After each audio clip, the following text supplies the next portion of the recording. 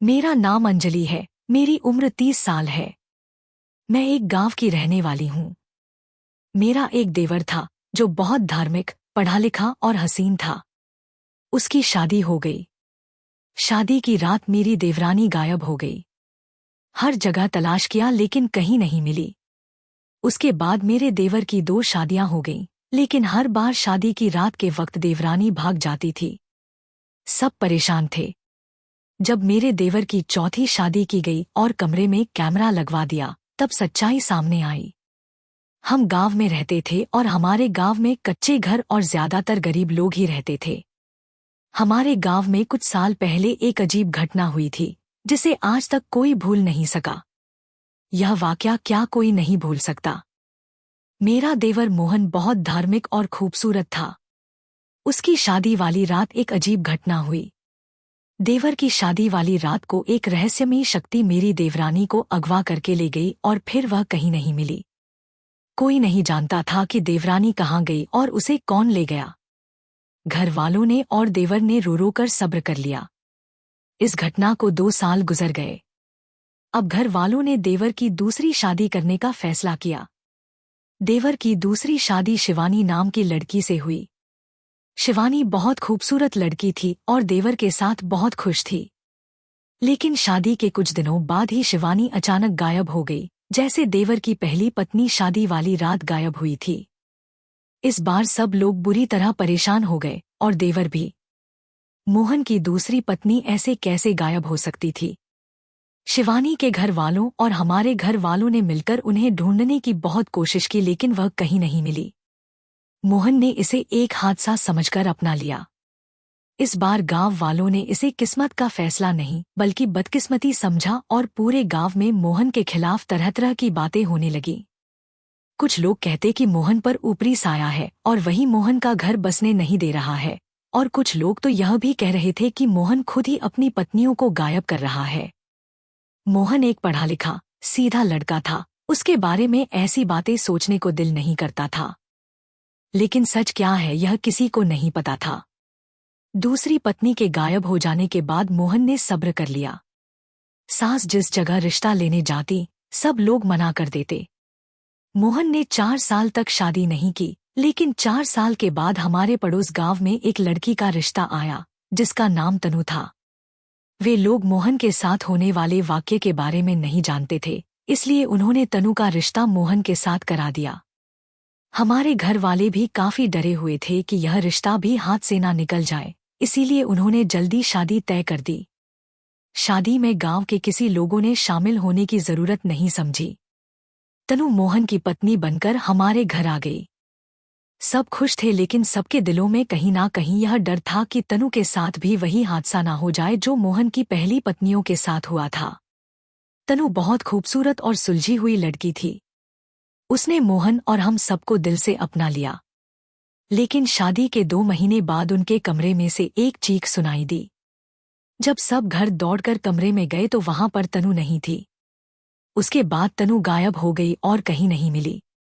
सब घर वाले तनु को ढूंढते रहे, यहाँ तक कि पुलिस को भी बुलाया गया, लेकिन किसी को भी पता ना चला कि वह कहाँ गई। तनु का भी वही अंजाम हुआ जो मोहन की दूसरी पत्नियों का हुआ था। इस घटना के बाद तो गांव वालों को 100% यकीन हो गया कि मोहन पर जरूर कोई ऊपरी साया है। लोगों ने मोहन से मिलना और बात करना बंद कर दिया। बल्कि गांव के कुछ लोगों ने मिलकर फैसला किया कि मोहन और हम सबको इस गांव से निकाल देंगे। इस गांव में रहेंगे तो पूरे गांव को मुश्किल में डाल देंगे। फिर हमें इस गांव से निकाल दिया गया। हमने अपना पुराना घर बेचकर एक नए गांव में घर ले लिया और वहीं रहने लगे। हम जिस गांव में शिफ्ट हुए थे वहां गुनगुन नाम की एक लड़की रहती थी। लड़की तो बिल्कुल नहीं कहा जा सकता था क्योंकि वह 35 साल की थी, लेकिन वह इतनी खूबसूरत थी कि 25 साल की लगती थी। खूबसूरत होने के साथ साथ इंटेलिजेंट भी थी। गुनगुन और मोहन की कहानी बिल्कुल एक जैसी थी। हम जिस गांव में रहते थे वहां गुनगुन पूरे गांव में बदनाम लड़की थी। गांव वालों ने गुनगुन के खिलाफ अजीबोगरीब बातें कह रखी थी, जैसे उसके ऊपर काला साया है वगैरह वगैरह। लेकिन गुनगुन एक सादी और मासूम सी लड़की थी जो पूरे गांव में बदनाम हो गई थी। गुनगुन के साथ ऐसा इसलिए हुआ था कि उसकी शादी के दूसरे दिन ही उसका पति एक्सीडेंट में मर गया। वह विधवा होकर अपने घर आ गई। इस घटना के बाद लोगों ने उसे मनहूस कह दिया। कुछ महीने यह बातें करने के बाद गांव वालों ने उनके बारे में बातें करना बंद कर दी। इसके बाद गुनगुन के घर वालों ने उसकी शादी एक बहुत बड़े अमीर घर के लड़के से कर दी। लेकिन किस्मत को शायद यह भी मंजूर नहीं था और उसका दूसरा पति दिमाग की नस फटने से मर गया। गुनगुन एक बार फिर विधवा होकर अपने घर आ गई। इस बार गांव वालों ने उसे माफ नहीं किया। लोगों ने उल्टी सीधी बातें बनानी शुरू कर दी और गुनगुन के लिए जिंदगी मुश्किल हो गई। वह बहुत मॉडर्न और आजाद ख्याल की लड़की थी और इस सबको अपना कसूरवार नहीं समझती थी। उसके साथ जो हुआ उसमें उसकी कोई गलती नहीं थी। जिंदगी और मौत तो भगवान के हाथ में होती है। उस वक्त तो कम से कम मैं गुनगुन के बारे में यही सोचती थी। इस घटना को 5 साल गुजर गए। फिर बहुत दिनों तक उसके लिए कोई रिश्ता नहीं आया। फिर अचानक एक दूसरे गांव से उसके लिए एक रिश्ता आया और गुनगुन के घर वालों ने फौरन हाँ कर दी कि गांव वालों की बातों की वजह से यह रिश्ता भी हाथ से ना निकल जाए। फिर एक बार गुनगुन की शादी हो गई। यह उसकी तीसरी शादी थी। गुनगुन पूरे गांव में मशहूर थी, इसलिए मुझे आए दिन उसके किस्से सुनने को मिलते रहते थे। जब भी गुनगुन के बारे में सोचती तो मुझे उससे हमदर्दी होती। यह जो कुछ भी हो रहा था इसमें गुनगुन का कोई कसूर नहीं था। शायद किस्मत में ही यही लिखा था।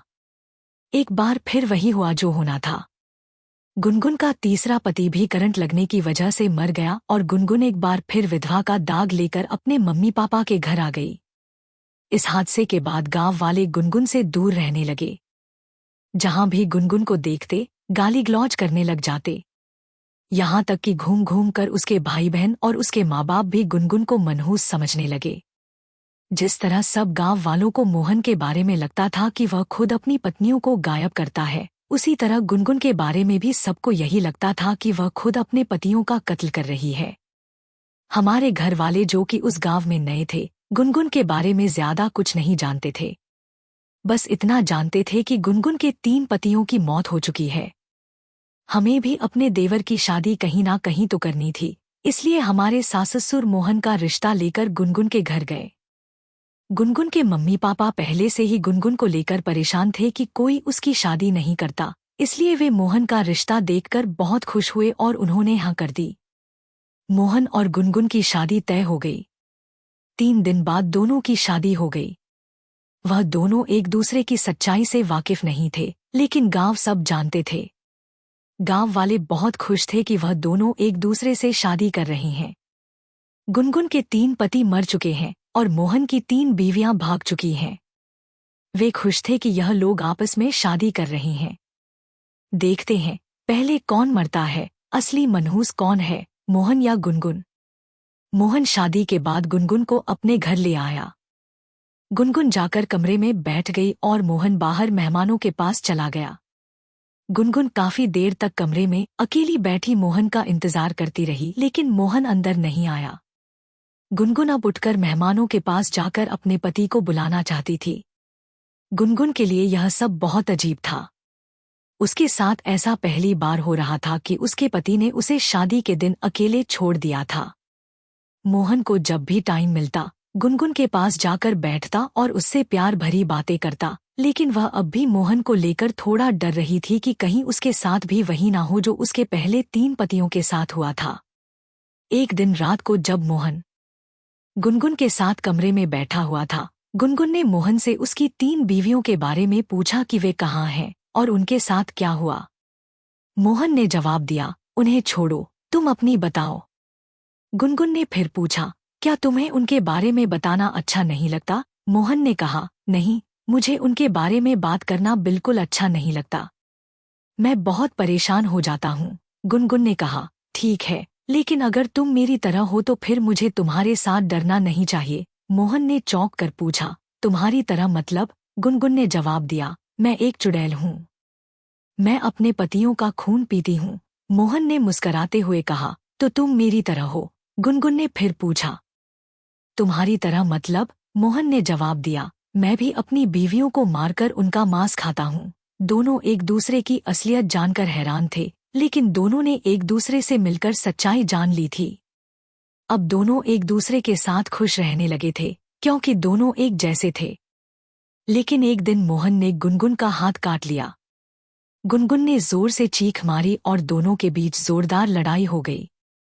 इस लड़ाई में मोहन ने गुनगुन को मार दिया।